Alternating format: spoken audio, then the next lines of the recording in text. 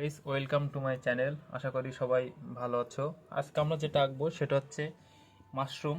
তো চলো কিভাবে শুরু করি বা কিভাবে আঁকতেছি আপনারা দেখেন, স্টেপ বাই স্টেপ দেখাবো, সবার জন্য অনেক হেল্পফুল হবে। তো প্রথমে আমরা যেটা করব সেটা হচ্ছে খসড়াভাবে একটা সোজা দাগ দেবো। এই যে দেখেন, আমি একটা সোজা দাগ দিয়ে দিয়েছি। এই দাগ বরাবর আমরা একটা, অর্থাৎ এই দাগের মাঝ বরাবর একটা ফোঁটা দেব, এই ওপরে একটা ফোঁটা দেব, দিয়ে এখান থেকে এটা আমরা গোল করে নেব। এই যে দেখেন, ঠিক আছে। এবার যেটা কাজটা করতে হবে সেটা হচ্ছে এই মাঝ বরাবর আমি কিন্তু ফোঁটা দিয়ে নিয়েছিলাম, এর দুই পাশ থেকে আমরা দাগ দেব। এখান থেকে একটা দাগ দিলাম, এখান থেকে একটা দাগ দিলাম। এবারে এখানে একটা জিনিস আছে, সেটা হচ্ছে দেখেন এই মাথাটা কিন্তু চিকন আছে, নিচের দিকে আমি মোটা রাখছি। আমরাও কিন্তু এভাবে আঁকবেন। এখানে আমরা ছোট করে একটা মাশরুম আঁকানোর চেষ্টা করি, ঠিক একই নিয়ম। এই যে মাঝ বরাবর এখানে একটা ফোঁটা,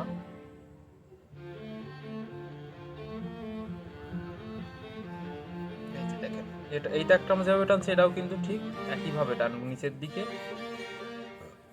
মোটা হবে।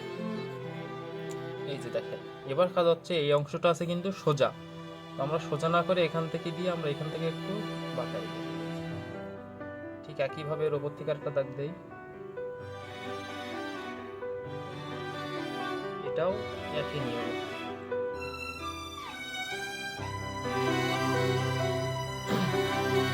দাগটা আমরা উঠে দেবো, এখান থেকে নিয়ে নিচের অংশটা একটু গোল করে দেবো।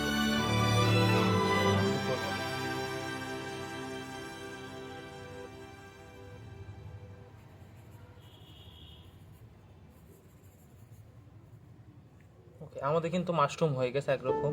তো আমি কিন্তু আপনাদেরকে আগের ভিডিওতে বলছিলাম আমরা সামনে থেকে যেটা দেখি সেটা কিন্তু বড় হবে, যেহেতু আমাদের এটা সামনে থেকে দেখতেছি এজন্য এই গোলটা কিন্তু অন্যান্য গোলের থেকে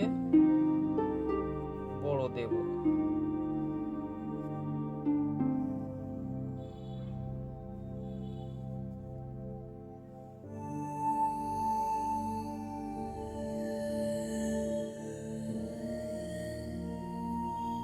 এই যে দেখেন, আমাদের কিন্তু মাশরুম হয়ে গেছে। তো আমরা কিন্তু খসড়াভাবে স্কেচ করছি। এবার আমরা যেহেতু ডিটেলসে চলে যাবো, সেহেতু আমি এবার কিন্তু গ্রেডটা বাড়িয়ে নিচ্ছি পেন্সিলের। এটা দেখেন 10B আছে, আমি স্কেচ যেটা করতেছিলাম এটা ছিল 2B পেন্সিল। তো 10B পেন্সিল দিয়ে আমি দাগগুলো এবার গাঢ় করে দেবো, এই বর্ডারগুলো সব গাঢ় করে দেবো, তাহলে আরো বেশি সুন্দর লাগবে।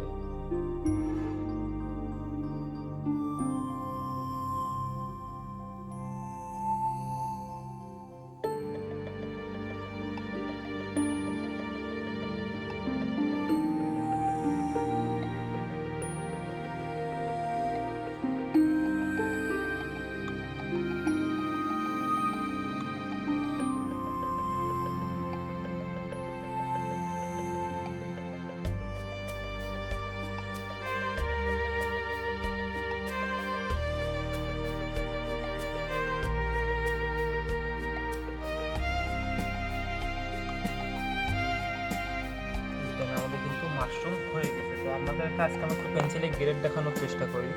আমরা যেটা করবেন, পেন্সিলটা এইভাবে ধরে এই গাঢ় থেকে আস্তে আস্তে লাইটের দিকে আসবে, সামনের দিকে যত আসবে তত হালকা হবে দাগটা।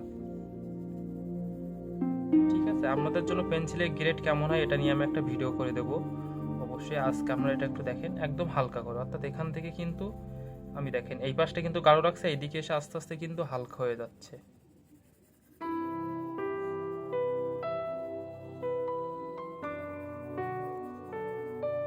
দেখছেন, এই দেখেন, এটাও কিন্তু একইভাবে এখান থেকে ডিপ হবে, আস্তে আস্তে এদিকে যখন আসবে তখন হালকা।